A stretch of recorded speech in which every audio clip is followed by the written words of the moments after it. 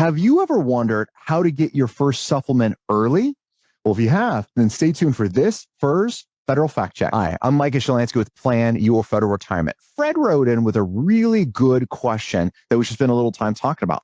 And Fred asked, is it possible to request a waiver to access the FERS supplement 2 years early? My wife has about 32, 33 years of service, but is only 55. Thanks. Fred, that is a wonderful question. Well, first, let's talk a little bit about your benefits, right? Assuming that's non-special provisions, right? We're under a normal FERS retirement. Let's look at our FERS retirement rules. If your wife is 32, 33 years young, I'm going to assume her MRA minimum retirement age is probably not 55. It's probably somewhere between 56 and 57. Let's say it's 57 on the late side. If she goes ahead and separate now, she is vested for retirement, which is really good, but she is not eligible for an immediate pension because you got to meet one of three gates to be eligible for an immediate pension with no reduction in there. Number one, have to be MRA in at least 30 years of service. And again, if her MRA is 55, my apologies, right? But MRA in 30 years of federal service, age 60 with 20 years of federal service, age 62 with 5 years of federal service, or be offered a VERA, a voluntary early retirement action.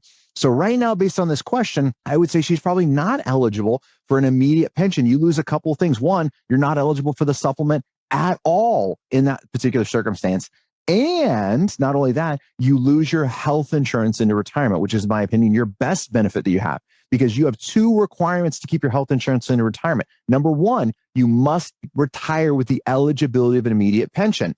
And right now, just on the limited, like the one sentence of data I have, it looks like your wife may not have that. So you're going to lose health insurance. That's a big deal. Number two, you must be in FEHB for 5 years prior to retirement. Most federal employees kind of have that taken care of. So it's that first one that I'm really concerned about.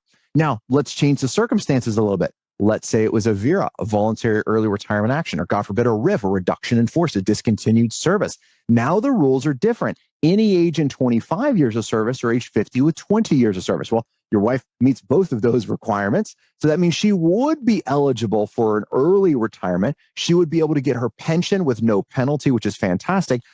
But I'm not familiar with any waivers whatsoever to start that supplement early. The supplement would start, and this is also why I think your MRA is 57, because you had said, can she get it 2 years early? Your supplement would start at your MRA, your minimum retirement age, and would continue until age 62. And it does have that income limitation that's attached to it as well. So if you have earned income, they're going to reduce that supplement. So really important to understand these benefits and understand how they work. The short answer is no, there's not access to get that supplement a little bit early, but a little bit of pause button on the limited one sentence of information I have. Let's make sure she really qualifies for this immediate retirement and you know what you're moving into. As you guys know, our goal is to help another 1 million federal employees with their retirement, and we can only do that with your help. We want to make sure federal employees are getting great information about their benefits. Till next time, happy planning.